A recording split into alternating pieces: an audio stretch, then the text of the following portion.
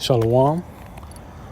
I want to start off by giving all praises to Yahweh, Bahasham, Yahweh Shai, Bahasham Rakakadash, giving double honors to the apostle elders of Great Millstone, peace and blessings to brothers pushing his truth and sincerity, and abide Babul. All right, so brother Apostle Kadash, coming at you again with another lesson. And today, I'm talking about Esau Edom, the most annoying motherfuckers to exist. All right. Esau Edom, the so-called white man. Even though the word white goes back to being pure, blameless, So he's not really white. That's why we say the so-called. Because really, he translucent.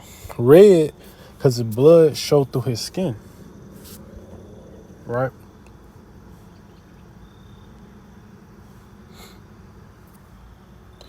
All right.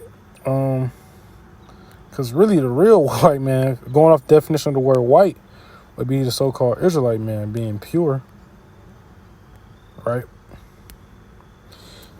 This is Isaiah chapter 10, verse 1. Matter of fact, I'm gonna go get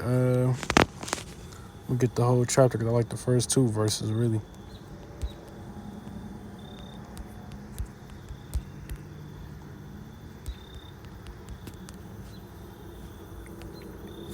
This is Isaiah chapter 10, verse 1. Woe unto them that decree unrighteous decrees and write grievousness which they have prescribed. All right, so it say, woe unto them, woe meaning death and destruction unto them, those who do this, that decree unrighteous decrees. What's an unrighteous decree here in Babylon? All right, you got the aborts. You got, because the scriptures is against that. You got what's it called? This is my favorite scenario, right? I love to use this one. You got jaywalking, right? There was a particular time period when they had the 3-strike rule, and it's still in effect, but it was a certain time period where you heard about it a lot. Maybe I think it might have been like the 80s when they got enforced, 70s, something like that. Where if you call it 3, I want to say like felonies, you got life in jail.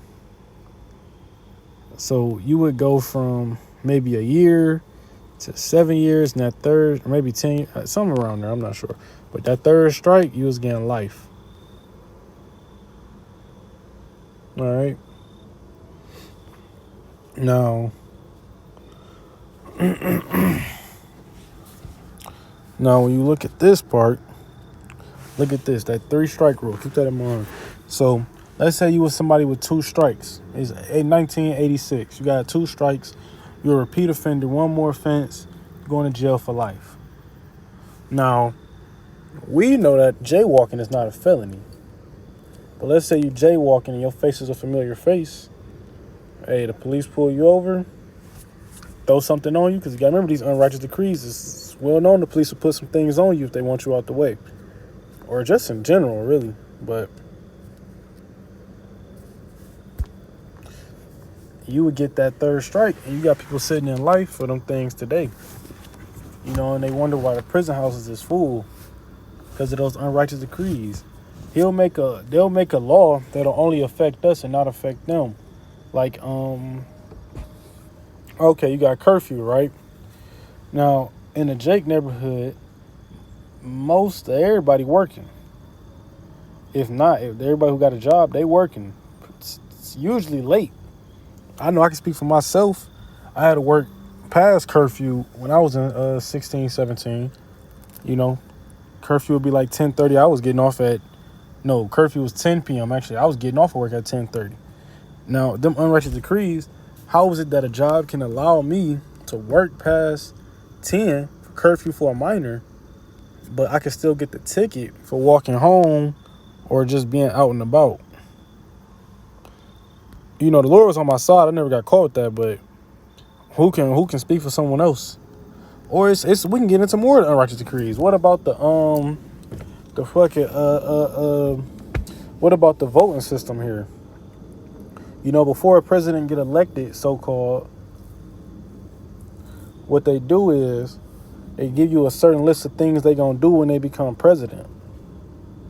Like Biden, he said he was gonna give more money to HBCUs. he ended up cutting their funds from like 30 to 2 million. So I mean, he said he was gonna raise up to like 60 or something like that. But then he went ahead and bought $30 million worth of crack pipes.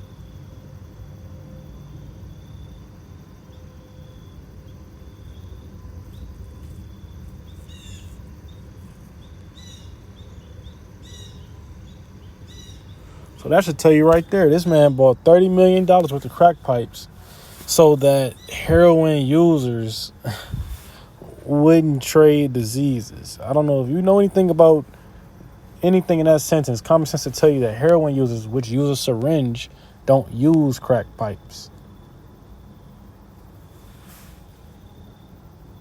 But that's just more of those unrighteous decrees. This verse 2 is say, to turn aside the needy from judgment and to take away the right from the poor of my people. The widows may be their prey and that they may rob the fatherless. Look, it say, how do you turn the needy from judgment? When you got a certain case, I'm gonna give you an example. Let's say somebody driving your car and you poor, right? Say you can't afford insurance, but somebody hit you. Now, according to the law, you got the laws like if your ox killed another man's ox, you got to replace his ox, right? You got to pay for him to replace it. Now, we're just going to use the ox in the car as a similar thing.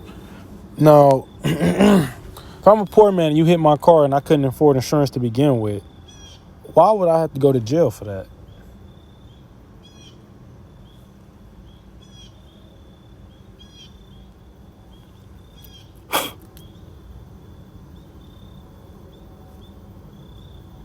Right? That doesn't make any sense. This is the type of things that he do.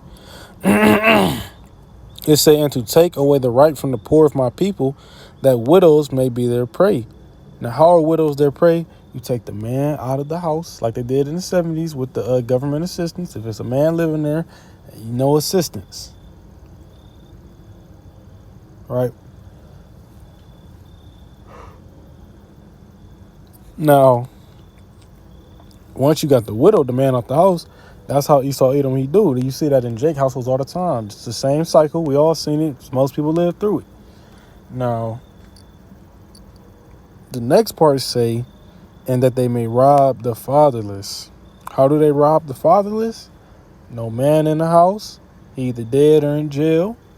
Guess what they do? They take advantage of the situation.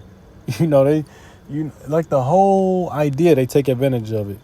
They put you back in the cycle, you not knowing because ain't nobody to teach you better.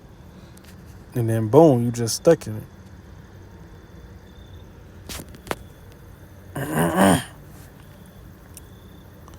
This is Habakkuk 2:12. Woe to him who builds a city with bloodshed and establishes a town by injustice. Who did that? Esau Edom. He broke all the covenants. He broke all the promises. He broke all the treaties. He broke all of them. With Gad and Reuben when he came over here and pushed them out their land. With the so-called Negroes, the Judites, when he told them they could live wherever they want to. We got rid of segregation. Then they made Jim Crow and said, well, y'all can live wherever y'all want to over there.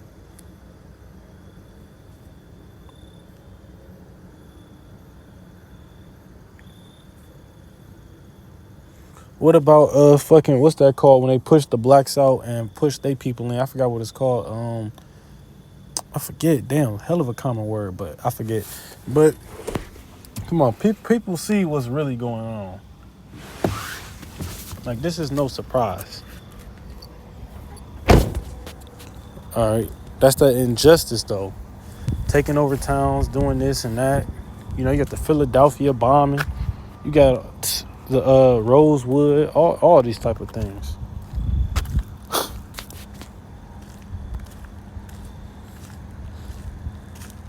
All right, I'm